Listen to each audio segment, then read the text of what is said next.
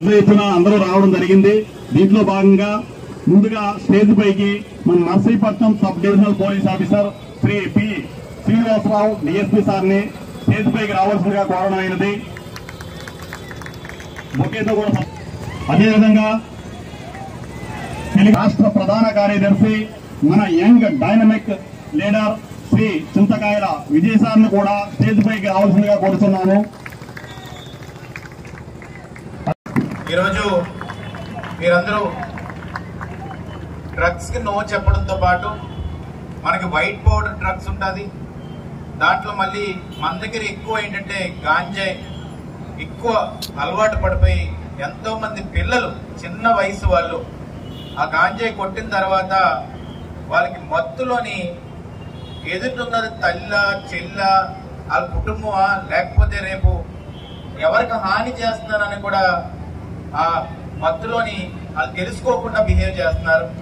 దాంట్లో ఒక ఎగ్జాంపుల్ ఏంటంటే ఇక్కడే మాకు కాలనీ ఉంది, కాలనీ దగ్గర ఒక కుర్రోడు అలాగే గాంజాయి కొట్టి అక్కడ ఉన్న చిన్న పిల్ల మీద వెళ్ళి అటెంప్ట్ చేయబోయాడు. అది చూసిన తర్వాత నాకు ఎంత అసహ్యం వేసిందంటే అలాంటి క్రూరుల్ని ఏం చేయాలా అనిపించింది. కానీ ఆ మూమెంట్ లోని మాబ్ మెంటాలిటీ అవ్వచ్చు లేకపోతే అగ్రెసివ్నెస్ వల్ల అవ్వచ్చు, ఏంటి ఇలాంటి వ్యక్తులు ఉండవలసిన అవసరం ఉందా, ఈ భూమికి భారం ఏమో అని అనిపిస్తుంది. కానీ రూట్ కాజ్ తీసుకుంటే ఇక్కడ అందరూ పిల్లలు ఉన్నారు, స్టూడెంట్స్ ఉన్నారు, వినవలసిన అవసరం ఎంతైనా ఉందంటే పక్కన ఒక చెడు వ్యక్తి ఉంటాడు. ఆ చెడు వ్యక్తి సడన్ గా జేబులో కాస్ట్లీ ఫోన్ పెట్టుకొని వస్తాడు. సడన్ గా ఉదయం లేసరికి స్పోర్ట్స్ బైక్ ఉంటుంది. సడన్ గా ఏం చదవలేదు, తను ఉద్యోగాలు లేవు, కానీ తన దగ్గర కాస్ట్లీ సామాన్లు అన్ని చూసేసరికి ఏదో మనం చదవవసరం లేదేమో, ఇలా మనం బతుకుతే మనం కూడా ఒక ఫోన్ కొనుక్కోవచ్చు, ఒక స్పోర్ట్స్ బైక్ పెట్టుకొని తిరగొచ్చు అని చెప్పి ఆలోచన చిన్న వయసులో వస్తుంది. అంటే రాత్రి ఎదిగిపోదామని. అలాంటి ఆలోచన ఏదన్నా వచ్చినప్పుడు ఆ వ్యక్తి తప్పుడు పని చేస్తున్నాడని మాత్రం గ్రహించవలసిన అవసరం ఎంతైనా ఉంది. మీరు నిజమైన రియల్ ఫ్రెండ్ అయితే ఆ వ్యక్తికి చెప్పవలసిన అవసరం ఎంతైనా ఉంది. వినకపోతే ఏం చేస్తున్నాడో గమనించి ఇక్కడ డిఎస్పీ గారికి సిఐ గారికి చెప్పవలసిన అవసరం ఎంతైనా ఉందని చెప్పి సందర్భంగా చెప్పదలుచుకున్నాను. ఎందుకు ఈ మాట అంటున్నానంటే సమాజం మొత్తం నాశనం అయిపోతుంది. దీంట్లో ఫస్ట్ గాంజాయి మీద సంపాదించడం మొదలు పెడతారు. గాంజాయి మీద సంపాదించడం మొదలుపెట్టి దాని తర్వాత మత్తులో మునిగిన తర్వాత ఆఖరికి కానిస్టేబుల్స్ మీద కూడా అటాక్ చేసిన సందర్భాలు చూసాం. అలాంటి సందర్భాలు చూసినప్పుడు వీళ్ళు అవుట్ ఆఫ్ హ్యాండ్స్ వెళ్ళిపోతున్నారు. ఎందుకంటే వాళ్ళ బ్రెయిన్ వాళ్ళ కంట్రోల్లో ఉండదు. మనం ఎప్పుడు కూడా లైఫ్ లో ఏంటంటే మన 5 సెన్సెస్ ఏదైతే మన బాడీలో ఉంటాయో ఆ 5 సెన్సెస్ కూడా మన కంట్రోల్లో ఉండాలి. ఎక్స్ట్రా డోపమైన్ రిలీజ్ చేసి బ్రెయిన్ ని కంట్రోల్లో లేకుండా చేసి ఏ అగాధ్యతైనా పాల్పడేలా మనం తయారు చేస్తుంది. తర్వాత ఆ నెక్సెస్ లోకి ఎప్పుడైతే పడతారో తర్వాత క్రిమినల్ యాక్టివిటీస్ లోకి ఇన్వాల్వ్ అవుతారు. క్రిమినల్ యాక్టివిటీస్ లో ఇన్వాల్వ్ అయిన తర్వాత దాన్ని షెల్టర్ తీసుకోవడానికి కొంతమంది పొలిటీషియన్ల కింద తయారవుతున్నారు అనేది ఈ సందర్భంగా చెప్పదలుచుకున్నాను. అందుకే నేను మొట్టమొదటి నుంచి కూడా చంద్రబాబు నాయుడు గారి దగ్గర వాళ్ళ దగ్గర నేను స్టేట్ జనరల్ సెక్రటరీగా మాట్లాడుతున్నప్పుడు, సార్ ఇది ఒక క్రైమ్ కే దారి తీయట్లేదు, క్రిమినల్ పొలిటిక్స్ కూడా దారి తీస్తుందని చెప్పి నేను క్లియర్ గా చెప్పాను. అందుకే కొంతమంది సర్పంచుల కింద పోటీ చేస్తున్నారు, గాంజాయి వ్యాపారం చేసి ఎంపీటీసీల కింద పోటీ చేస్తున్నారు.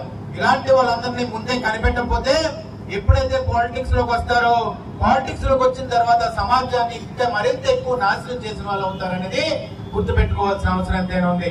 అందుకనే నేనేమంటానంటే డిఎస్పీ గారు వచ్చిన తర్వాత పోలీస్ డిపార్ట్మెంట్ లో ఎంతో మొత్తం గాంజాయి మొత్తం పెద్దెత్తున పట్టుకున్నారు. దానికి డిఎస్పీ గారిని కానీ ఎస్పీ గారిని కానీ ఇక్కడ ఉన్న పోలీస్ సిబ్బందిని కానీ అప్రిషియేట్ చేయవలసిన అవసరం ఎంతైనా ఉంది. అంతా చప్పట్లతో అందరూ కూడా. ఎందుకంటే ఈ రోజు హాస్పిటల్లో కూడా కొంతమంది ఎవరైనా గాంజాయి తాగి అక్కడ వస్తే గొడవలు చేయడం, లేకపోతే స్కూల్ వైపు వెళ్ళడం. మొన్నే ర్యాలీ చూశాను. ఆ ర్యాలీలోనేమో ఒక అమ్మాయి మాట్లాడుతుంది, ర్యాగింగ్ చేస్తున్నారు నన్ను అని చెప్పేసి. ఆ మత్తులో కూడా ఏం చేస్తారో తెలియని పరిస్థితి. అందుకే నేను ఈ రోజు చెప్తుందంటే పోలీస్ డిపార్ట్మెంట్ ముందే చెప్తున్నాము, ఎవరన్నా అమ్మాయిల జోలికి వెళ్తే వాళ్ళందరికీ కూడా చాలా దారుణమైన శిక్ష ఉంటుంది అనేది ఒకసారి గుర్తుపెట్టుకోవాల్సిన అవసరం ఎంతైనా ఉంది. అలాగే అబ్బాయిలు పట్టుకున్నప్పుడు వాళ్ళు ఏమంటారు, అమ్మాయిలు ర్యాగింగ్ చేస్తున్నారు మమ్మల్ని కూడా కొంతమంది అంటున్నారు. కానీ నేను ఒకటే చెప్తున్నాను, మీరందరూ ఫ్రెండ్లీగా ఉండాలి, హేట్రెడ్ పెంచుకోకుండా ఫ్రెండ్లీగా ముందుకెళ్తే అన్ని సమస్యలు బాగానే ఉంటాయి. కానీ దాని సీరియస్నెస్ పెరిగి గాంజాయి మత్తులోని ఎవరినెవరిని ఏం చేయాలని ఆలోచించే పరిస్థితులు లేకుండా తయారైపోతున్నప్పుడు బస్ స్టాండ్ లో కూడా ఒకసారి ఆడు మత్తులో ఉండి ఒకటి మర్డర్ చేశాడు. వాడిని ఏంటి అని టెస్ట్ చేస్తే గాంజాయిలో ఉన్నాడు. కాబట్టి నేను ఒకటే కోరుతున్నాను, పిల్లలకి ఏం చేస్తున్నారంటే ఒక గాంజా స్మగ్లర్స్ నెక్సెస్ వాళ్ళకి బ్యాగ్ లో పెట్టి తుని రోడ్డుకి ఇవ్వండి అని చెప్తున్నాను. నేను చెప్తున్నాను, ఒక్కసారి ఇరుక్కుంటే సెంట్రల్ జైలు కానీ ఒక్కసారి వెళ్తే పేరెంట్స్ మొత్తం కూడా కొంతమంది ఆత్మహత్యలు కూడా చేసుకుంటున్నారు. రానున్న రోజుల్లో ఎట్టి పరిస్థితుల్లో కూడా దీన్ని ఎరాడికేట్ చేయాలంటే ఇలాగే పోలీస్ డిపార్ట్మెంట్ ఒక క్యాంపెయిన్ చేస్తుంది. అలాగే చంద్రబాబు నాయుడు గారు, నారా లోకేష్ గారు డ్రగ్స్ వద్దు బ్రో అని చెప్పి ఒక క్యాంపెయిన్ మొదలు పెట్టి రాష్ట్ర వ్యాప్తంగా కూడా దాన్ని తీసుకెళ్తున్నారు. కాబట్టి మీ అందరినీ అడుగుతుంది ఒకటే, ఏంటంటే ఎప్పుడు కూడా గాంజాయి జోలికి వెళ్ళొద్దు. మొన్న బీసీ కాలనీలో ఇక్కడే మురళీ గారు ఉన్నారు, ఈ టౌన్ జనరల్ సెక్రటరీగా నిన్న ప్రమాణ స్వీకారం చేశారు. ఆయన నా దగ్గరకు వచ్చి, సార్ ఇక్కడ పాత బంగ్లా ఒకటి ఉంటుంది, ఆ బంగ్లాలో రాత్రి వచ్చి కూర్చొని గాంజాయి చేస్తున్నారు ఇదని అంటే విత్ ఇన్ 2 days లోని ఆ బంగ్లాను మొత్తం కూడా డిమాలిష్ చేసి పడేసాం.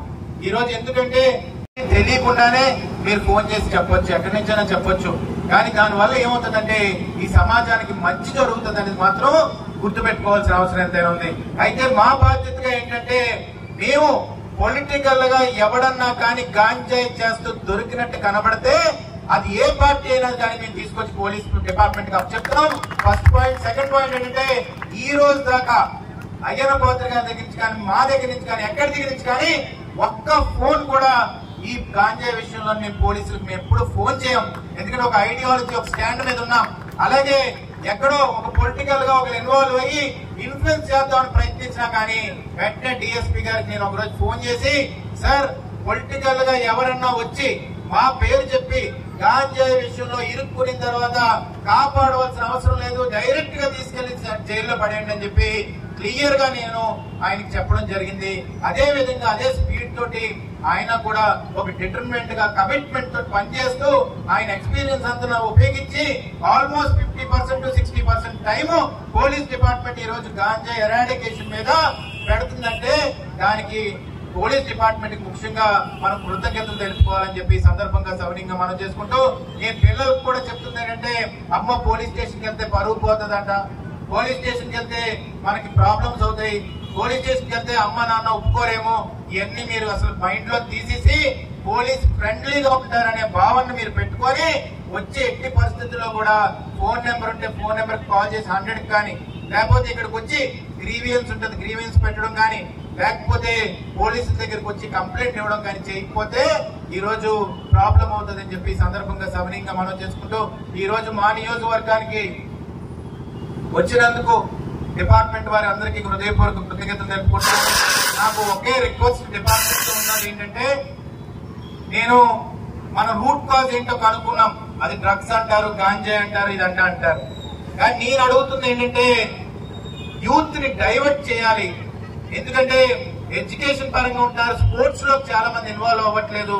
స్పోర్ట్స్ తో పాటు నాకేమనిపిస్తుందంటే ఎస్ఏ ట్రైనింగ్ కానీ, కానిస్టేబుల్ అవడానికి కానీ నేను ఫ్రీ క్యాంప్ పెడితే మీ డిపార్ట్మెంట్ నుంచి ఎవరన్నా వచ్చి వాళ్ళని ఎలా ట్రైన్ చేయాలనేది మీరు చెప్తే వాళ్ళు మొత్తం యూత్ అంతా దాని వైపు డైవర్ట్ అవుతారు.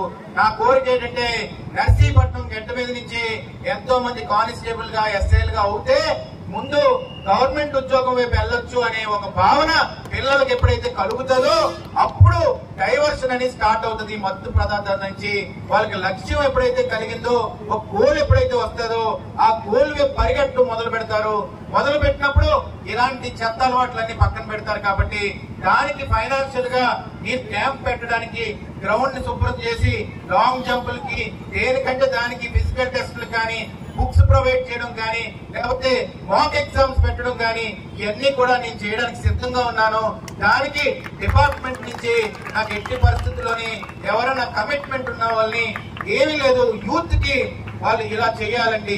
ఎందుకంటే చాలా మంది నా దగ్గరకు వస్తారు, సార్ ఫిజికల్ టెస్ట్ కి వెళ్తాను, ఏం ప్రిపేర్ అయ్యామంటే గైడెన్స్ లేదు సార్, ఎక్కడో వీడియోల్లో చూసి చేశాను సార్ అంటారు. పాపం తనకి పుష్టిస్తే తను ఎట్టి పరిస్థితుల్లో కూడా పోలీస్ డిపార్ట్మెంట్ కి వెళ్ళగలడు. ఈ రోజు